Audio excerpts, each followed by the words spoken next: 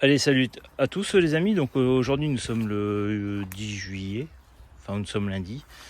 Lundi ou mardi? Oh, je ne me rappelle plus, à chaque fois je me plante sur les dates. Donc aujourd'hui nous avons quoi là sur la commune de La Couronne, enfin Roulet Saint-Estèphe. Mais la cliente a sa tondeuse dans ce petit cabanon au fond du jardin, comme d'habitude.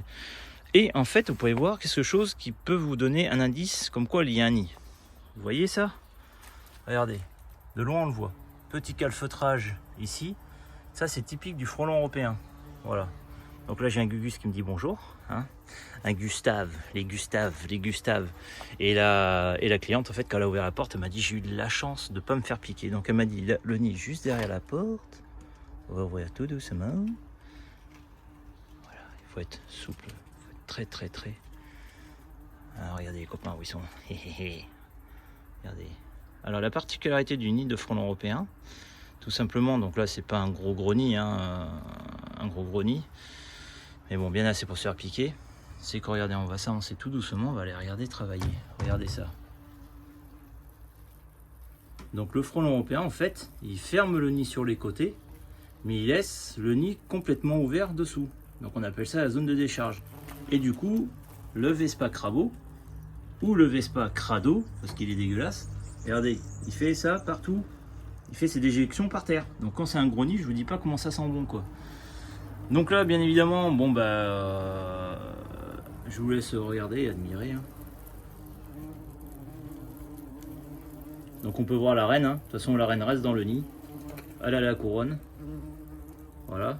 Et l'avantage du frelon européen comparé à l'asiatique, c'est que l'européen, eh ben lui, comment vous dire, il vous avertit en fait avant quand vous êtes trop près du nid, c'est-à-dire il va vous charger, il va vous mettre comme des petits coups de boule. Que l'asiatique lui, il va vous sauter dessus. Donc là on va faire un petit traitement léger à la poudre. Voilà, tac, terminé. Donc bien évidemment, là ils vont être vénères. C'est un peu normal. Donc ça sert à rien de mettre plus de poudre. Hein. Là j'ai mis 2 barres, donc ça suffit largement.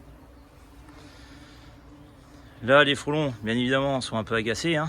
Ce qui est logique, hein. Je viens de faire le traitement. Alors, je me recule un petit peu,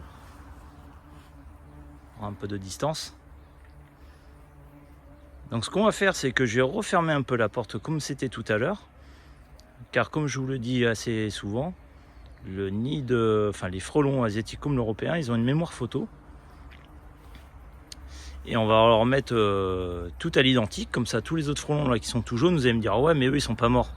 Ouais mais eux en fait ils vont revenir dans le nid, regardez. Bon il y en a ils dansent la salsa, hein, regardez. Voilà. Donc ça rattaque le système nerveux. La reine est dedans, regardez, elle est là la reine. Elle est là, c'est la grosse là. Voilà, c'est elle la reine. Donc elle, c'est fin de l'histoire. Voilà.